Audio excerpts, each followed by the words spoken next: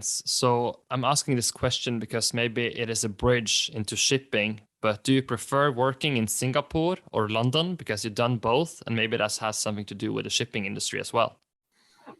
Well, I think, well, when I was living in Singapore, it was a fantastic time kind of in my life because I was getting kids, and bringing up kids in Singapore is extremely easy. And you put on shorts and sandals, and that's it basically. But the shipping community in Singapore was really close knit. And it was also kind of very open-minded, meaning that, you'd go to one bar in Bolt Quay in Singapore called BQ, and there you'd meet all the big owners and all the big charterers in one place. So people got to know each other, and it was kind of a very constructive and positive kind of shipping environment. Even though people were competitors working for different firms and so forth, we were all expats basically. So we were all kind of in that same boat, to put it that way. London, it's that's a massive kind of powerhouse for shipping. So and also it's far more fragmented. But I think Singapore is, over time, there's a saying that if you stay in Singapore beyond 5 years, you're going to stay there for 10. And if you stay beyond 10, you're basically done for. And it's some refer to it as a golden handcuffs, because it's so convenient to live there. And very easy living. But it's also a bit Groundhog Day for those of you who've seen the movie. You wake up every day, it's the same weather, it's the same, it's a small rainstorm, it's the same temperature, you go to the same places, you do the same thing. So it does get a bit boring, kind of, at least from a family life perspective, in my opinion. So that's kind of where London was far more real life and far more kind of comparable to what a normal Norwegian would look for.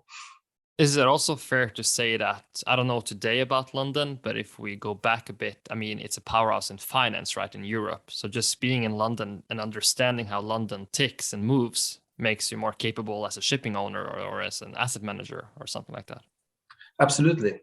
But I think also that has changed a little bit. So I moved to London in 2007. And I think London now is actually less or has been outcompeted a bit by Geneva in that respect.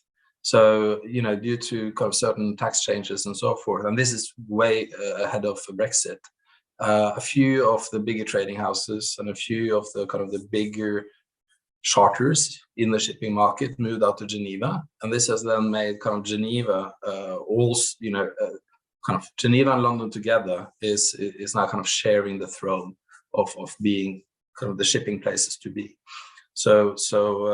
But in London, you also got the aspects of get a feel for the financial markets. And I mentioned I moved there in 2007, and it was quite scary, living there in 2008 and into 2009. The shipping market wasn't really hit by the financial crisis until about a year after Lehman Brothers went belly up. But you could really feel it. I lived out in Wimbledon, and in England, it was very common to have houses to let. So you had like a second home that you just rented out because you had free finance from the banks during the early 2000s. And you could, during those days, you could walk down the streets and every house was for sale, literally. Basically, kind of Britain's being in a financial squeeze. And it was also noticeable that so many people were let go in city that my commute got less crowded. And that's kind of when you feel that there is a financial crisis going on.